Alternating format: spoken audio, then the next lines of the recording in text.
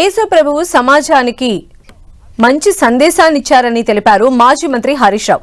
Siddipet CSI చర్చిలో జరిగిన Christmas వేడుకల్లో హరీష్ రావు పాల్గొన్నారు. కేసీఆర్ ప్రభుత్వం గతంలో క్రిస్మస్ సందర్భంగా 2 రోజుల పాటు సెలవులు ఇచ్చిందన్నారు హరీష్. క్రిస్మస్ కు కిట్లను అందించారని చెప్పారు. కానీ కాంగ్రెస్ ప్రభుత్వం కిట్టును అందించలేదని విమర్శించారు.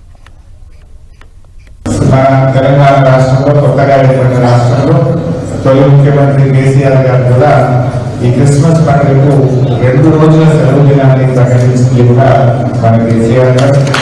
అదేవిధంగా రాష్ట్ర ప్రభుత్వం అనేది ప్రభుత్వం ముఖ్యమంత్రి గారు స్వయంగా ప్రతి సంవత్సరం క్రిస్మస్ వేడుకల్లో పాల్గొనే ఒక మంచి సాంప్రదాయాన్ని కూడా కేసీఆర్ గారు ప్రారంభించడం జరిగింది. ముఖ్యమంత్రి గారు అన్ని మతాలను కూడా ప్రేమించాలి. హిందూ మతాన్నైనా, క్రైస్తవ మతాలనైనా, ముస్లింలనైనా అన్ని మతాలను కూడా సమదృష్టితో చూసే విధంగా పాల్గొనాలని చెప్పి అటు క్రిస్మస్ పండుగ సందర్భంగా క్రిస్మస్ గిఫ్ట్ ను పేదలకు అందించారు. అదేవిధంగా బతుకమ్మ సందర్భంగా హిందువులకు అందించారు.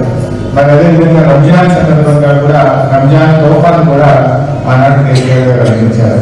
మరి దురదృష్టవశాత్తు కొత్తగా వచ్చిన ప్రభుత్వం ఇటు క్రిస్మస్ గిఫ్ట్ ను, అటు రంజాన్ తోఫా, అటు బతుకమ్మ గిఫ్ట్ ను కూడా 3 కూడా బంద్ చేయడం అనేది నిజంగా దురదృష్టకరం.